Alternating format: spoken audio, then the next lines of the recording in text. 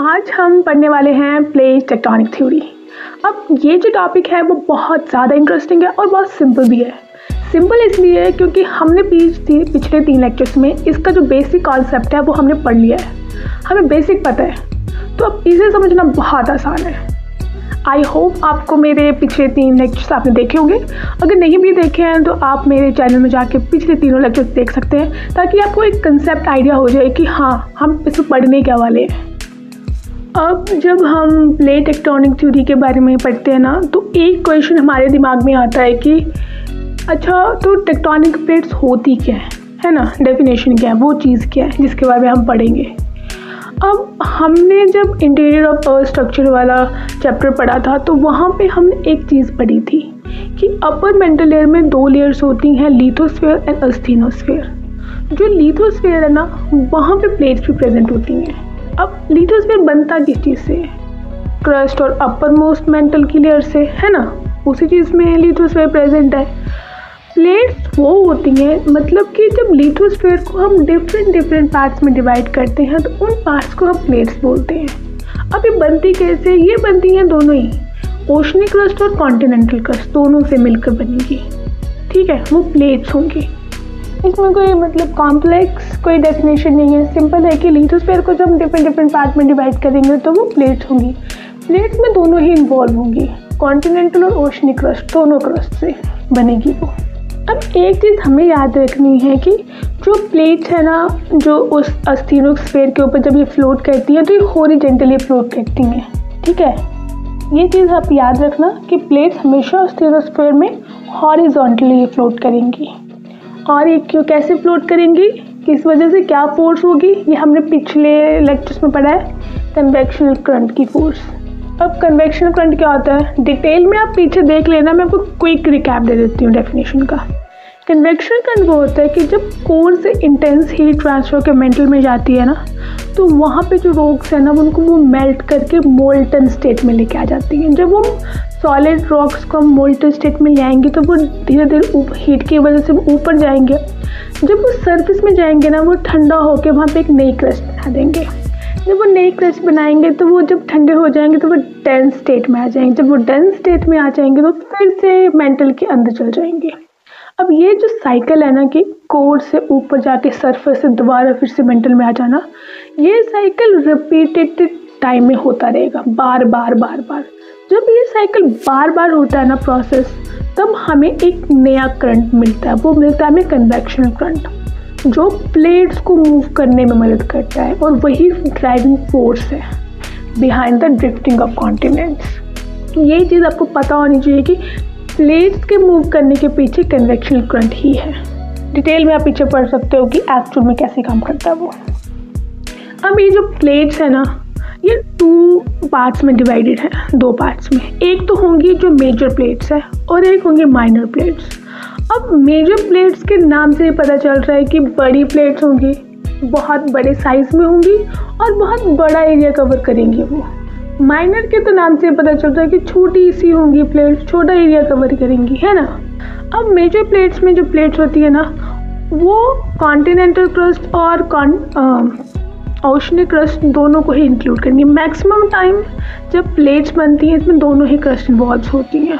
और एक चीज़ आपको याद रखने वाली है इन मेजर प्लेट्स में कि ये साइज़ में बहुत बड़ी होंगी तो डेफिनेटली हैं ये थोड़ा धीरे मूव करेंगी as compared to a minor plates, क्योंकि माइनर प्लेट्स का जो साइज़ होता है वो छोटा होता है। अगर वो छोटी है ना तो वो मूव भी बहुत फास्ट करेंगी। मतलब फास्ट का मतलब ये नहीं कि बड़ी फास्ट करेंगी, but as compared to the major plates ये फास्टर। अब मेजर प्लेट्स कौन सी है? मेनली 7 मेजर प्लेट्स हैं जो आपको याद रखनी है। एक है यूरेशियन प्लेट, यूरेशियन तो पता है ना, यूरोप और एशियन कॉन्टिनेंट को मिला के एक सिंगल प्लेट है यूरेशियन प्लेट। तो एक पैसिफिक प्लेट, पैसिफिक ओशन को कवर करती है। Then African plate, African continent. Antarctic plate, Antarctic continent. Indo Australian plate, मतलब इसमें इंडिया, ऑस्ट्रेलिया और न्यूजीलैंड ये 3 एरिया जो था वो कवर करता हूँ। आसपास को ओशन में ऐसा नहीं है कि मैं जब इंडो ऑस्ट्रेलियन प्लेट या यूरेशियन प्लेट की बात कर रही हूँ या फिर मैं अफ्रीकन प्लेट की बात कर रही हूँ तो मैं सिर्फ कॉन्टिनेंट की बात कर रही हूँ। इसमें आपका आसपास का जो ओशन है ना वो भी कवर किया जाएगा। फिर आएगी north American plate, south American plate, इसमें ना आपका साथ साथ में जो ओशन है ना वो भी कवर होगा। ये मैं आपको स्क्रीन में मैप दिखा रही हूँ, अब इस मैप में आप ध्यान से देखिए, मैंने हाईलाइट करके रखा हुआ है कि कौन सी प्लेट कहाँ पे। अब आप जैसे ही मैप में देख सकते हैं कि जो भी प्लेट है ना उसमें आसपास का ओशन भी कवर हो रहा है। तो इसका क्या मतलब हुआ कि हर एक प्लेट में आपका कॉन्टिनेंटल और ओशनिक क्रस्ट दोनों ही इंक्लूड हो रही है। और यही तो हमने डेफिनेशन में पढ़ा था ना कि लिथोस्फीयर प्लेट्स कैसे बनती, दोनों ही ओशनिक क्रस्ट और कॉन्टिनेंटल क्रस्ट इंक्लूड करी जाती हैं जब ये बनती हैं। अब हम माइनर प्लेट्स में पढ़ेंगे। अब जैसे आप मैप में देख सकते हो ना, माइनर प्लेट्स एक ऐसी प्लेट्स है जो मेजर रोल तो प्ले करती हैं, पर ये साथ में मेजर प्लेट्स के साथ में होती हैं मैक्सिमम टाइम्स। जैसे ये कोकोस प्लेट है, अब ये किन किन दोनों के बीच में है, सेंट्रल अमेरिका और पैसिफिक प्लेट के बीच में। नाज़का प्लेट किसके बीच में, south America and Pacific plate के बीच में। Arabian plate basically Arabian peninsular है, देख सकते हो आप, ये नेचुरली अलग सा नज़र आ रहा है आपको। फिलीपीन प्लेट्स एशियाटिक और पैसिफिक प्लेट के बीच में। कैरोलाइन प्लेट फिलीपीन और इंडियन प्लेट के बीच में। फूजी प्लेट ये नॉर्थ ईस्ट ऑफ ऑस्ट्रेलिया का जो एरिया है वो कवर करेगा। टर्किश प्लेट इसमें टर्की का जगह जो एरिया है वही आएगा इसमें। ओगेयन प्लेट ये मेडिटेरियन सी वाला जो रीजन है ना उसको कवर करेंगे, मेडिटेरियन प्लेट भी बोल सकते हो आप। फिर Caribbean plate as usual Caribbean area. फिर जुआन द फूका प्लेट ये कवर करेगी आपकी नॉर्थ अमेरिकन प्लेट और पैसिफिक प्लेट के बीच वाला एरिया। और ईरानियन प्लेट ईरान एरिया। कुछ छोटी और भी बहुत सी माइनर प्लेट्स, ये मैंने आपको इम्पॉर्टेंट प्लेट्स आपको बता दी कि इम्पॉर्टेंट है जो आपको याद रखनी है। बाकी छोटी छोटी बहुत सी और सी प्लेट है तो आपको इतने ज़्यादा हैं कि आप याद रखने की जरूरत नहीं है। अब ये जो माइनर प्लेट्स हैं बहुत इंपॉर्टेंट रोल प्ले करती हैं इसमें। फॉर्मेशन ऑफ लैंड फॉर्म्स, कितनी लैंड फॉर्म बनती, कैसे बनती है, वन प्लेट की वजह से तो बनती हैं। अब जब हमने मेजर एंड माइनर प्लेट्स के बारे में पढ़ लिया है तो हम अगले कंसेप्ट में चलते हैं जिसका नाम है प्लेट बाउंड्रीज। अब नाम से ही पता चल रहा है कि प्लेट बाउंड्रीज का मतलब है कि हम इसमें पढ़ेंगे इंट्रैक्शन ऑफ डिफरेंट प्लेट्स। अब इस इंट्रैक्शन का मतलब है कि जब भी दो प्लेट जब आपस में मिलेंगी ना तो वो क्या करेंगी, कैसी बाउंड्री बनाएंगी। तो हमें पता चलता है कि इसमें 3 टाइप की इंट्रैक्शन होगी, divergent, convergent and transform. Divergent plate boundary से हमें पता चल रहा है, नाम से ही पता चल रहा है कि जब भी कोई दो प्लेट्स एक दूसरे से दूर जाना शुरू करती हैं तो हम उसे डाइवर्जेंट प्लेट बाउंड्री बोलते हैं। इसका बहुत ही फेमस एग्जांपल है मिड ओशनिक रिजेस, जिसके बारे में हमने पिछले लेक्चर में पढ़ा था सी एफ्लोर स्प्रेडिंग थ्योरी में, तो उसमें आप डिटेल में जा सकते हो। मैं छोटा सा ओवरव्यू दे रही हूँ कि मिड ओशनिक रिजेस में क्या होता है कि जब भी मैग्मा ऊपर आएगा तो दो प्लेट्स आपस में एक दूसरे दूर जाना शुरू करेंगी और वो एक नई क्रस्ट फॉर्म करेगा मैग्मा। वही हमने सी एफ्लोर स्प्रेडिंग थ्योरी में पढ़ा था। अब ओशन में तो हमें पता चल गया था कि इसमें मिड ओशनिक रिजेस बनेंगे, लेकिन अगर यही इस टाइप की इंट्रैक्शन अगर कॉन्टिनेंट्स में हो तब क्या होगा। जब यही इंट्रैक्शन कॉन्टिनेंट्स में होती है ना तो कॉन्टिनेंट्स होते हैं वो एक दूसरे दूर जाना शुरू कर देते हैं। मतलब जब भी कोई प्लेट टूटना शुरू करेगी ना तो वो एक नई प्लेट बना देगी, खुद टूट जाएगी, नई प्लेट की फॉर्मेशन करेगी और वो नई प्लेट धीरे धीरे मूव करती एक नई जगह चली जाएगी, एक नई फॉर्मेशन बना देगी। यही तो शुरू से हुआ था ना कॉन्टिनेंटल ड्रिफ्ट थ्योरी में वही।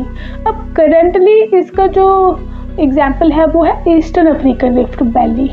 अब ईस्टर्न अफ्रीकन रिफ्ट वैली में क्या हो रहा है कि जो अफ्रीकन प्लेट है ना वो टूट रही है अफ्रीकन और स्मॉलिन प्लेट के बीच में, और स्मॉलिन प्लेट धीरे धीरे दूर जा रही है। अब करंटली उसने वहाँ पे एक अफ्रीकन रिफ्ट वैली क्रिएट करी हुई है। इसका सबसे प्राइम एग्जाम्पल है जो करंटली है।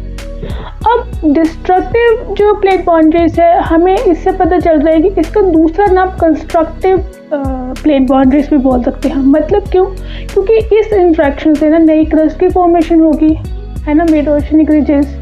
और आप जब रिफ्ट वैलीज क्रिएट हो रही हैं तो एक नई लैंडफॉर्म की भी क्रिएशन हो रही है, एक नया फॉर्मेशन हो रहा है क्रस्ट का, कहीं और जाके मिलेगी वो प्लेट, एक नई क्रस्ट बनाएगी। तो इसको कंस्ट्रक्टिव एजिस भी बोलते हैं, ठीक है। अब मेनली जो ज़्यादातर अर्थक्वेक्स होते हैं ना इस फॉर्मेशन में, वो मेनली जो होते हैं इस बाउंड्री में मेनली बहुत ज़्यादा अर्थक्वेक्स होते हैं। अब एक चीज़ और याद रखना कि जहाँ पे भी डाइवर्जेंट प्लेट बाउंड्री बनेंगी वहाँ पे बहुत ज़्यादा मात्रा में अर्थक्वेक्स भी होंगे, ये चीज़ याद रखने वाली है। अगला हम पढ़ेंगे convergent plate boundary. Convergent plate boundary क्या बोलती है कि जब भी कोई दो प्लेट्स आपस में एक दूसरे की तरफ मूव करना शुरू करेंगी तब वो क्या करेंगी, टकरा जाएंगी और उस टकराने की वजह से एक नई बाउंड्री बनेगी। अब ये जो कन्वर्जेंट प्लेट इंटरेक्शन है ना, ये थोड़ी सी कॉम्प्लेक्स है, इसको हम डिटेल में नेक्स्ट लेक्चर में पढ़ेंगे। अब जब भी इससे टकराने से जब भी कोई नया लैंडफॉर्म बनता है वो डिपेंड करता है कि कौन से दो नई क्रस्ट टकरा रही हैं। अगर कॉन्टिनेंट टकरा रही हैं तो फोल्डिंग माउंटेन्स बनेंगे, जैसे कि हिमालयस बने हुए हैं। अगर ओशनिक टकराएंगे तो ट्रेंचेस और वोल्केनिक आयरन आर्क्स बनेंगी। और अगर ओशनिक और कॉन्टिनेंट टकराएंगे तो फोल्डिंग माउंटेन्स भी बनेंगे, साथ में ट्रेंचेस भी बनेंगे। ये डिपेंड करता है और इसको हम डिटेल में नेक्स्ट लेक्चर में पढ़ेंगे, क्योंकि अभी अगर आपने किया तो वीडियो थोड़ा लेंथी हो जाएगा। कन्वर्जेंट प्लेट बाउंड्री के हमें लगता है कि अगर एक दूसरे से टकरा रही हैं, कोई नया लैंडफॉर्म क्रिएट कर रही हैं तो ये कंस्ट्रक्टिव फॉर्मेशन हुई, पर नहीं, ये डिस्ट्रक्टिव फॉर्मेशन होती है। क्यों? क्योंकि जब भी दो लैंडफॉर्म्स टकराएंगी ना, जो डेंसर वाली होगी वो नीचे मेंटल में चली जाएगी, अस्थिनोस्फेयर में, और वहाँ पे जाके मेल्ट हो जाएगी। तो जब वो नीचे अस्थिनोस्फेयर में जा रही है, कोई भी क्रस्ट मेल्ट हो रही है, तो क्या हो रहा है, एक नई क्रस्ट का वो डिस्ट्रक्शन हो रहा है ना। जब डिस्ट्रक्शन हो रहा है इसलिए हम इसको बोलते हैं डिस्ट्रक्टिव फॉर्मेशन भी, ठीक है, क्योंकि इसमें जोन ऑफ सबडक्शन भी होता है, वो हम अगले लेक्चर में पढ़ेंगे। पर फिलहाल के लिए आप याद रख लो कि ये डिस्ट्रक्टिव एजेस होती है क्योंकि एक डेंसर वाली प्लेट अस्थिनोस्फेयर में चली जाती है। अब नेक्स्ट है हमारा transform plate. Transform plate boundary जो होती है वो बहुत सिंपल कॉन्सेप्ट है। इसमें क्या होता है कि दो प्लेट्स ना तो टकरा रही हैं, ना एक दूसरे दूर जा रही हैं, सिर्फ एक दूसरे से स्लाइड कर रही हैं, मतलब मिल रही हैं, बस मिल के जा रही हैं। अब वो जब सिर्फ टच ही कर रही हैं एक दूसरे को आगे पीछे जाके, तो वो ना तो कोई नया लैंडफॉर्म बनाएंगी, ना जो पहले से लैंडफॉर्म है, जो पहले से क्रस्ट है, उसको डिस्ट्रॉय करेंगी। सिर्फ जो लैंडफॉर्म है उसकी शेप चेंज कर देंगे, डिफॉर्म कर देंगे कि हाँ प्लेन था, फॉल्ट क्रिएट कर दिया, कुछ अलग बना दिया उसी को, उसमें कोई चेंज नहीं करेंगी कि हाँ उसको डिस्ट्रॉय या कोई नया बना दिया। नया नहीं, कुछ नहीं बनेगा, सेम चीज़ की ही शेप चेंज हो जाएगी। अब इसका जो प्राइम एग्जांपल है ना करंटली हमारे पास, वो यूएसए का सैन एंड्रियास फॉल्ट है। ये मैं आपको मैप दे रही हूँ, आप अपनी स्क्रीन में देख सकते हो, ये सैन एंड्रियास फॉल्ट है, ये इसका प्राइम एग्जांपल है करंटली ट्रांसफॉर्म प्लेट बाउंड्री का। इसी के साथ हमारा आज का लेक्चर यहीं पे ही ख़त्म हो रहा है। कल हम कन्वर्जेंस प्लेट बाउंड्रीज को डिटेल में पढ़ेंगे, डिफरेंट टाइप्स।